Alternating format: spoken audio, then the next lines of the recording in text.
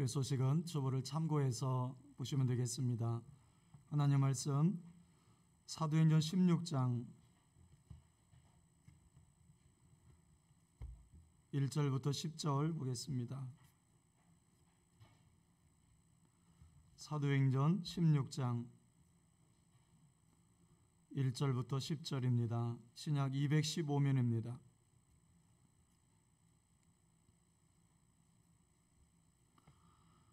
제가 한 절, 여러분이 한 절 말씀 교독하겠습니다. 바울이 더베와 루스도라에도 이름에 거기 디모데라는 제자가 있으니 그 어머니는 믿는 유대 여자요 아버지는 헬라인이라.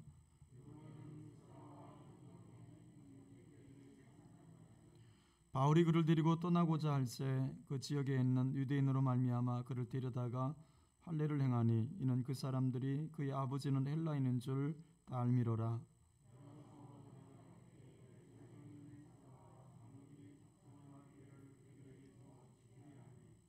이에 여러 교회가 믿음이 더 굳건해지고 수가 날마다 늘어가니라.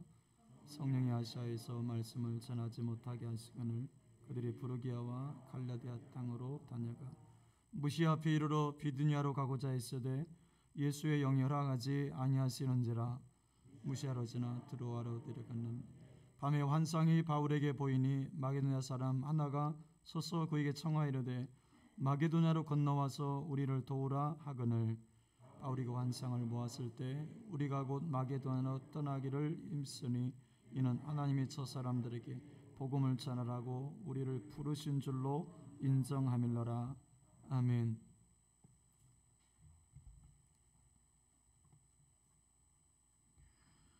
제2차 선교 여행의 시작이라는 제목으로 말씀 함께 나누겠습니다.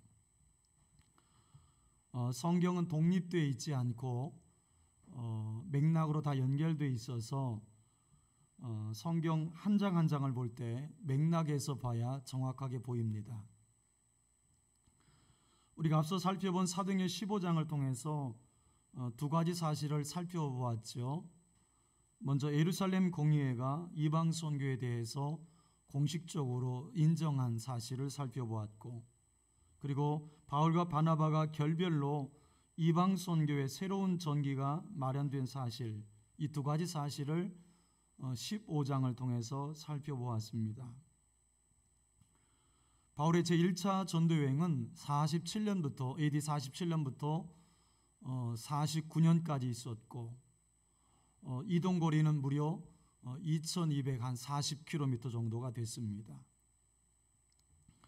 이어 본장에서부터 18장 22절까지는 약 3년간에 걸쳐 AD 49년부터 52년간에 있었던 바울의 제2차 선교 여행에 대한 기록이에요. 이동 거리가 무려 2차 전도여행 때는 4,500에서 5,200km 정도까지 될 수 있는 엄청난 거리를 여행을 했습니다. 사진 지도로 한번 잠시 보겠습니다. 정확하게 보일지 모르겠습니다만은 약간의 시커먼 부분도 있습니다만은 한번 잘 보십시오.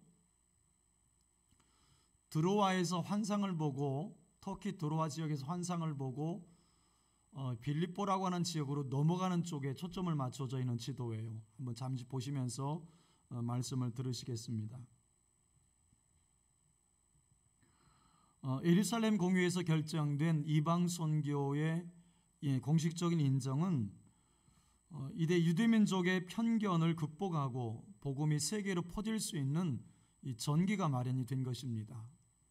바울은 이것을 이용해서 놓치지 않고 유럽과 로마에까지 가서 복음을 전하게 되죠. 바울은 공식적으로 3차례에 걸쳐서 전도 여행을 떠나게 돼요. 그런데 3차례 모두 성격이 참 다릅니다. 1차 선교 여행 때는 무조건 복음의 씨를 뿌리는 거예요. 듣든지 안 듣든지 믿든지 안 믿든지 계속 복음의 씨앗을 막 뿌립니다. 그래서 바울이 매도 많이 맞고 죽음의 위기도 몇 번 겪게 됐죠. 그런데 2차 선교여행은 앞서 1차 선교여행 때 지나갔던 복음의 씨앗을 뿌렸던 지역을 거꾸로 거슬러 올라가는 거예요. 그래서 복음의 씨앗이 열매를 맺고 있는지 교회는 정상적으로 잘 세워져 가고 있는지를 일종의 컨펌하는 작업들을 하고 있는 겁니다. 오늘 사도행전 16장은 사도행전에서 매우 중요한 장 중에 하나예요. 이게 선교 역사의 중요한 전환점을 맞게 되기 때문입니다. 소아시아 중심 선교에서 유럽 선교로 전환되는 장이 바로 이 16장이기 때문에 그래요.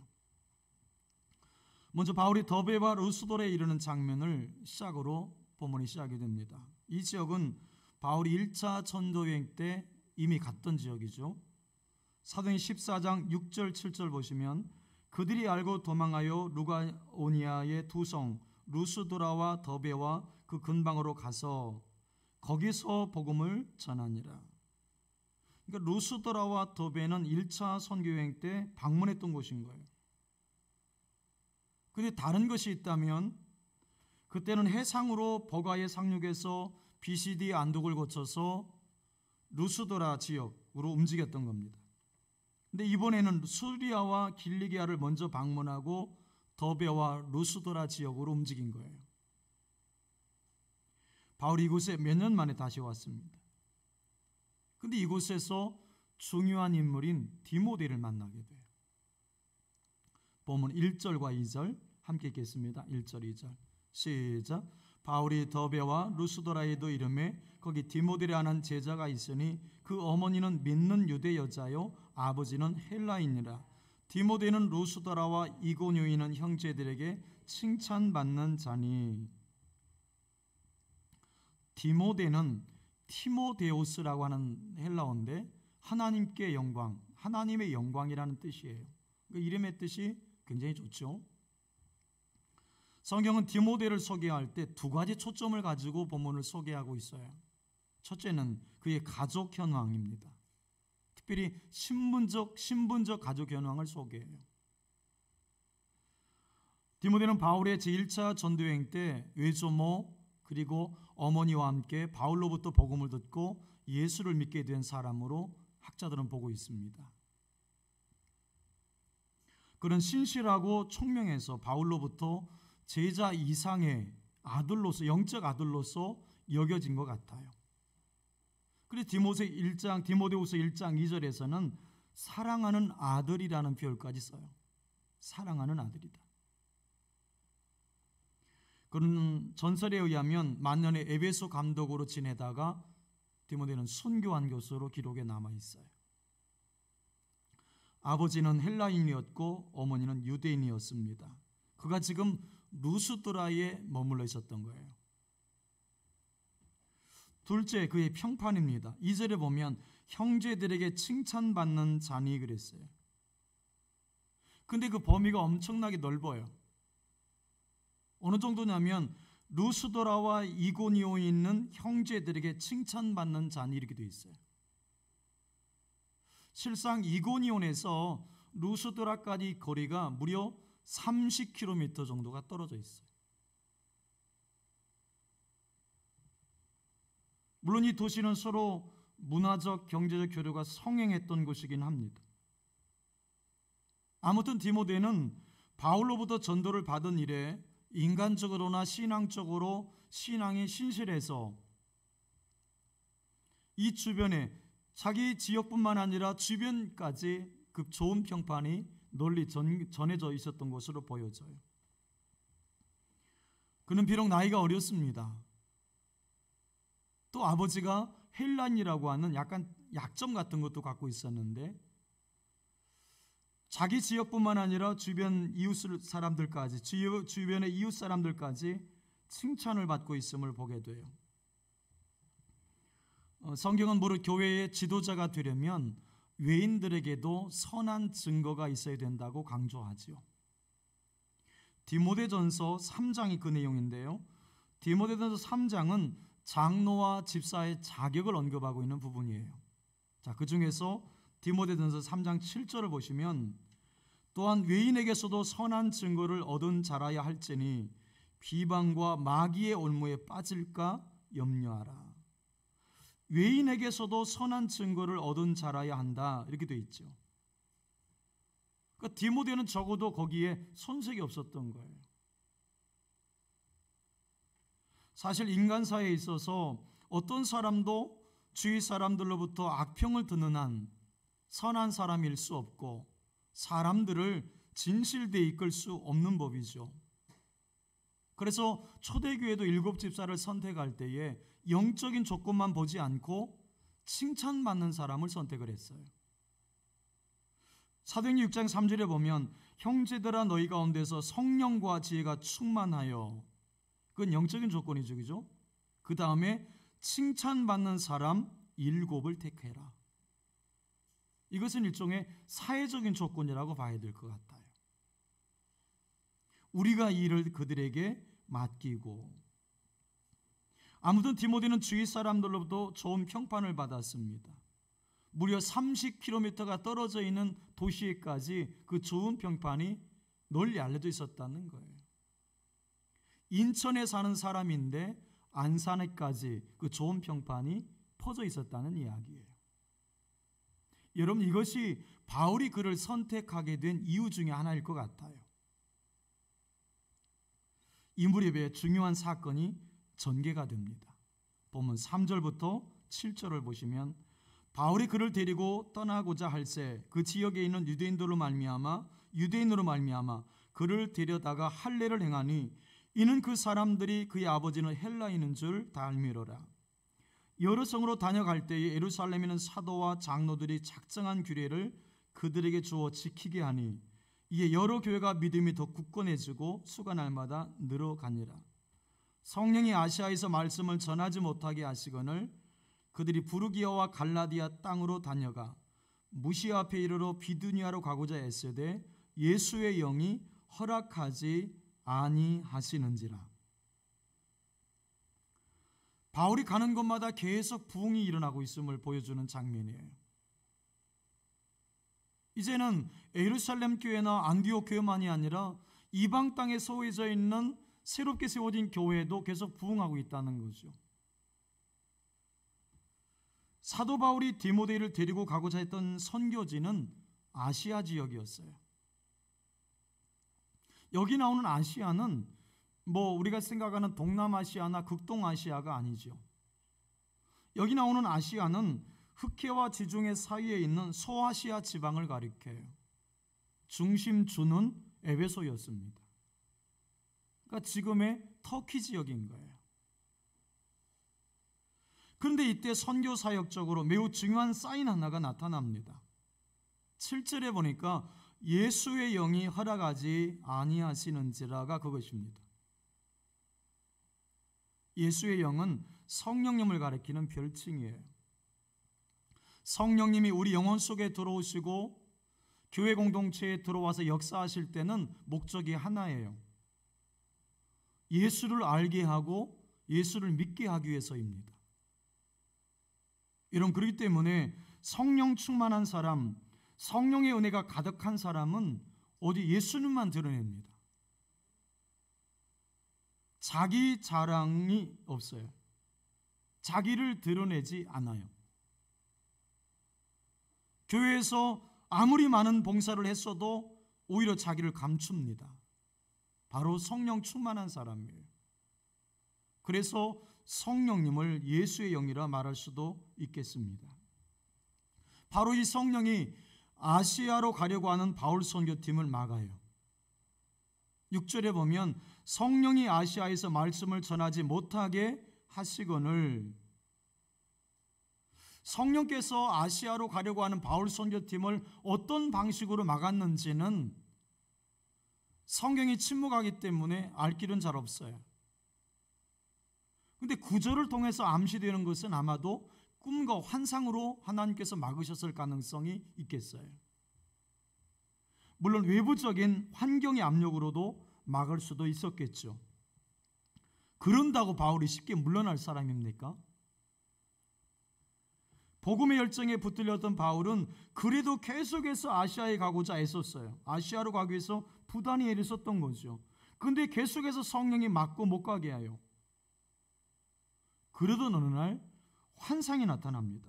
본문 8절 9절 보시면 무시아로 지나 드로아로 내려갔는데 밤에 환상이 바울에게 보이니 마게도냐 사람 하나가 서서 그에게 청하여 이르되 마게도냐로 건너와서 우리를 도우라 하거늘.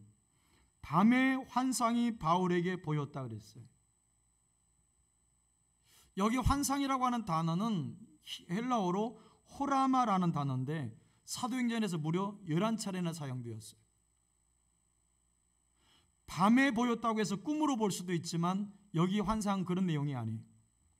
환상은 황홀한 정신 상태 속에서 분명하게 시각적, 청각적, 지각을 사용해서 하나님이 계시하는 바를 보는 것을 말해요.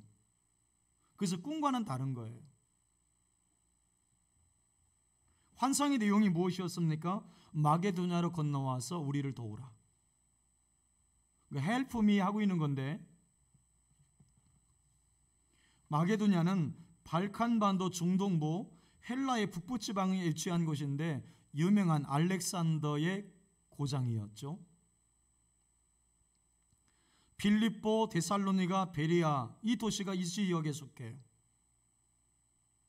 바울이 유럽으로 가는 관문인 드로아에서 이곳 마게도냐 사람이 부르는 환상을 보았습니다. 바울은 다음 날 곧바로 배를 타고 지중해를 거쳐서 지금의 마게도니아 지역으로 가게 돼요. 드로아에서 배를 타고 마게도냐 첫 성인 빌립보에 도착할 때까지 이틀밖에 안 걸렸어요. 당시 배의 여건으로 보면 이렇게 단시간에 도착할 가능성은 사실 없었어요. 그럴 만한 거리도 아니에요. 그러니까 하나님의 마음이 너무 급했던 거예요. 그래서 막 바람을 얼마나 세게 불어댔는지 이틀 만에 도착을 한 거예요. 그러나 여기서 바울에게 보여준 환상에 대해서 잘못된 이해를 가지면 안 됩니다.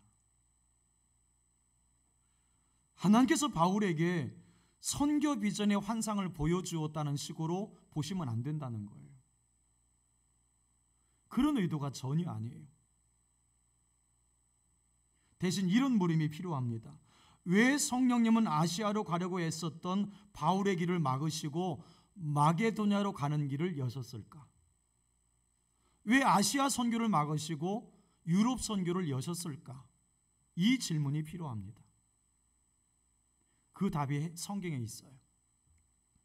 잠시 본문을 뒤로 한번 가보겠습니다. 본문 2절, 3절 보십시오.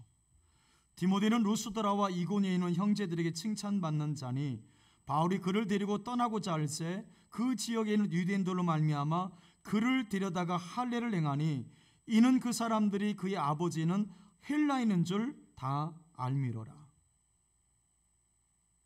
바울과 동행을 시작한 디모데의 지금의 나이는 학자들은 20세 전후로 추정을 해요.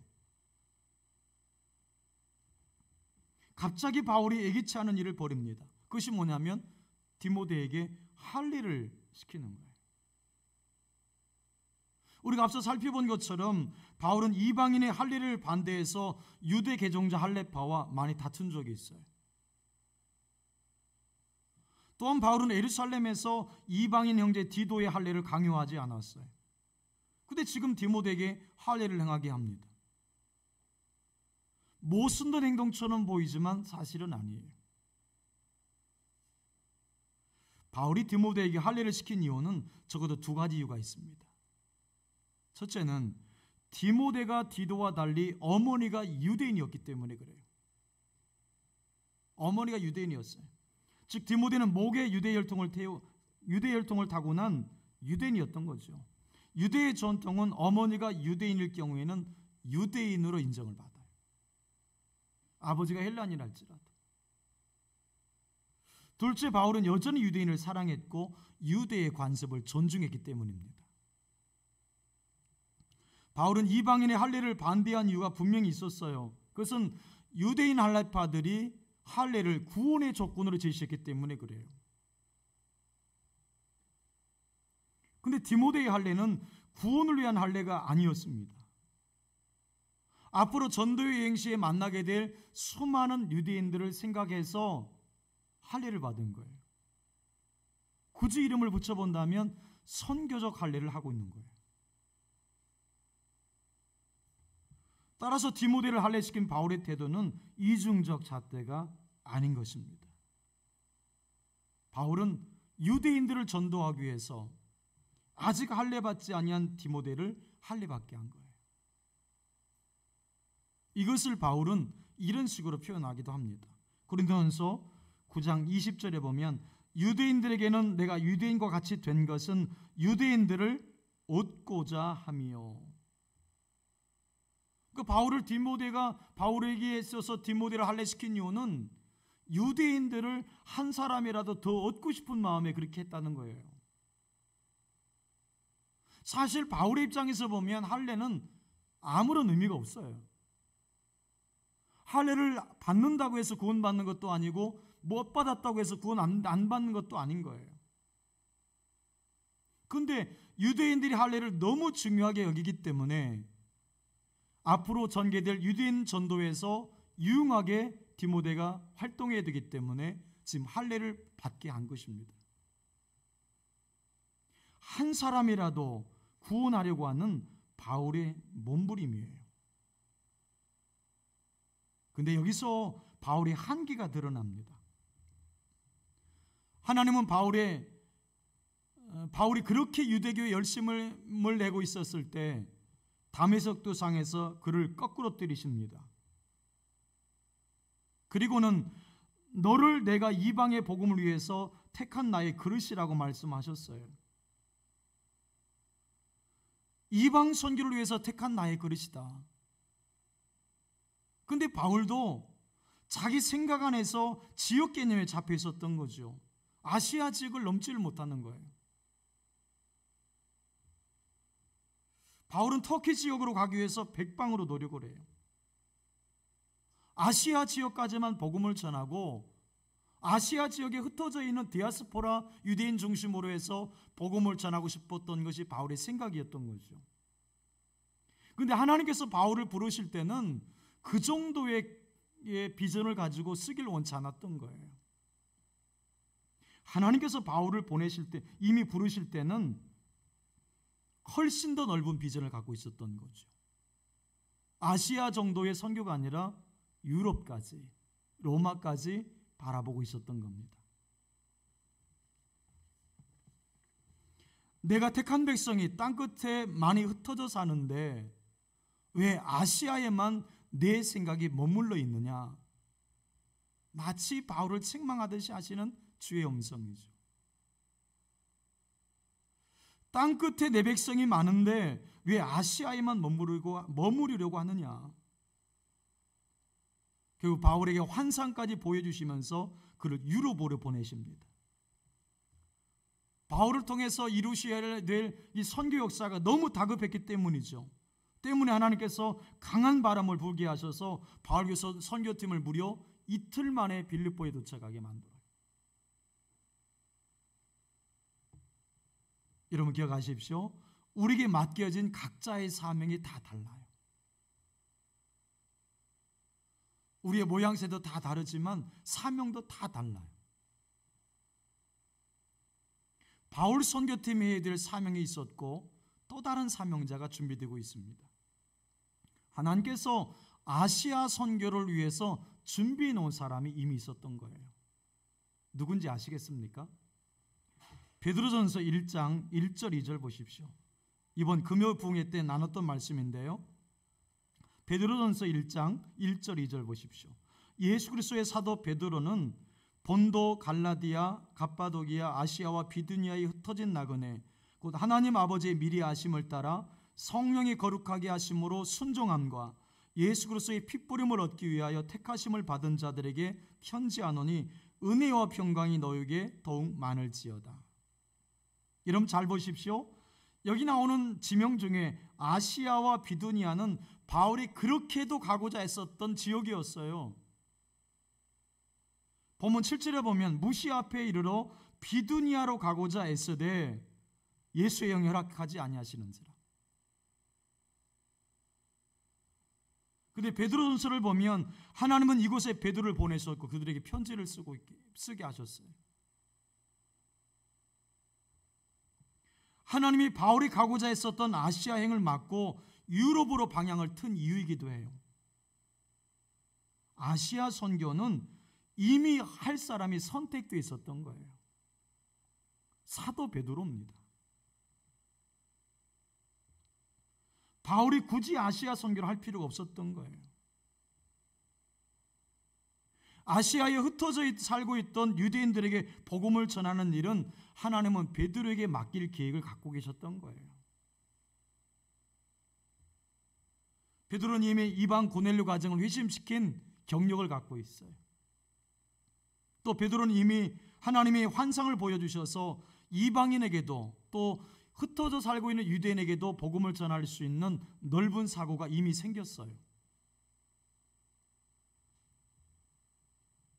하나님의 일을 하면서 나 아니면 안 된다는 생각 하시면 안 됩니다. 이건 누구도 그런 생각을 하시면 안 돼요. 여러분, 주님의 일을 하면서 나 아니면 안 돼, 이런 생각 하시면 안 돼요. 여러분, 하나님은 큰 그림을 가지고 선교를 움직이고 계시는 거예요. 여러분, 지원광교회도 마찬가지예요. 하나님은 큰 그림을 가지고 우리 교회를 움직여 가십니다.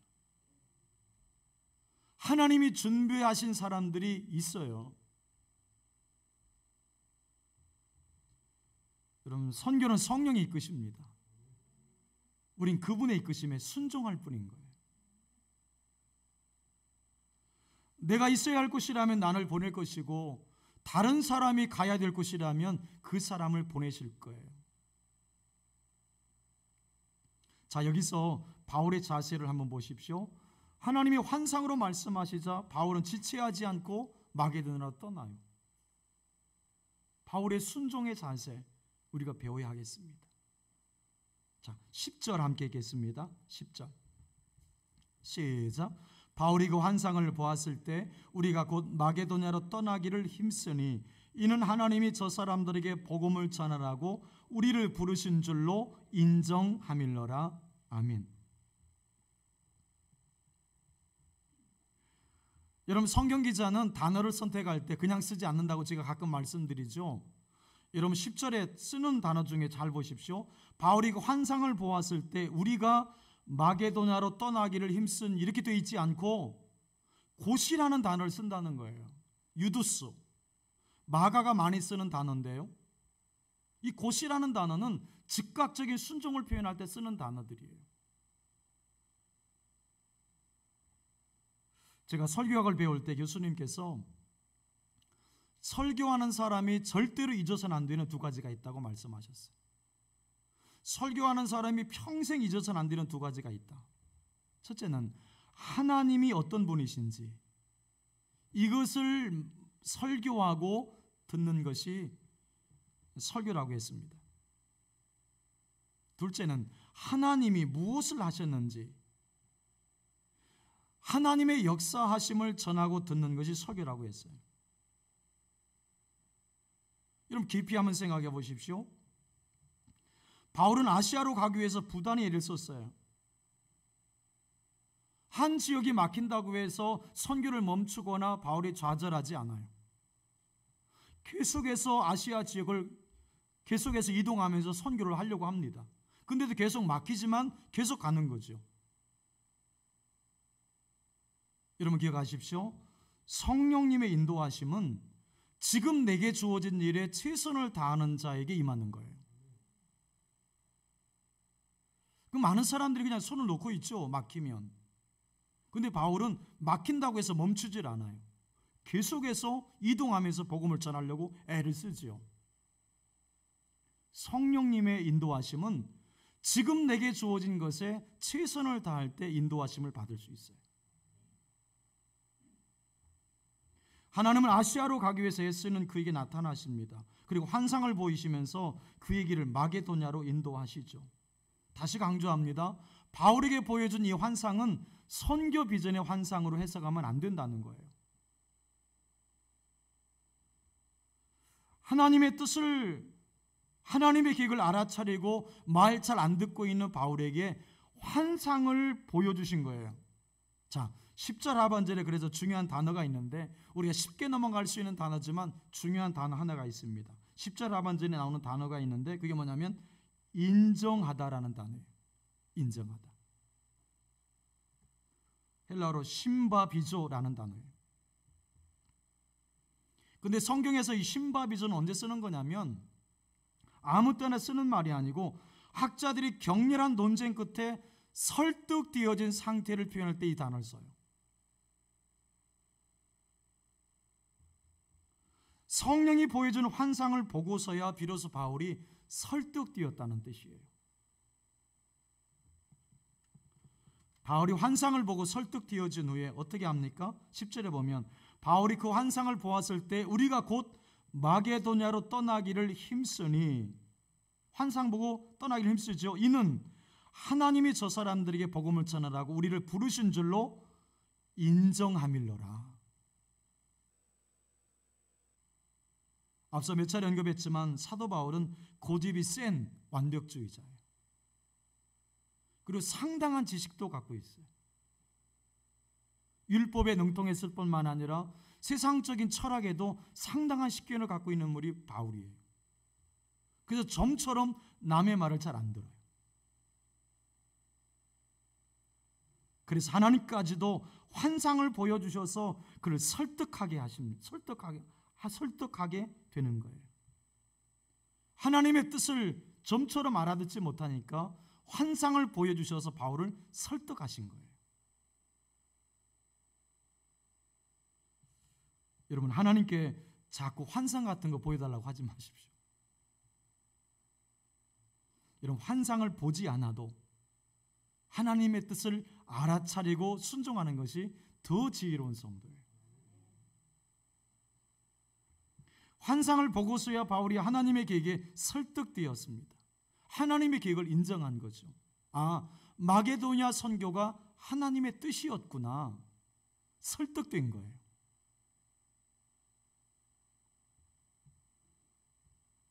바울이 없으면 하나님의 일이 안 될까요? 어떤 측면에서 보면 안 됩니다. 그죠? 바울이 없으면 하나님의 일이 안 돼요. 왜 안 될까요? 바울이 탁월해서, 바울이 능력이 많아서? 아니에요. 하나님이 바울을 사랑해서입니다. 여러분, 아무나 하나님이 설득하시는 게 아니에요.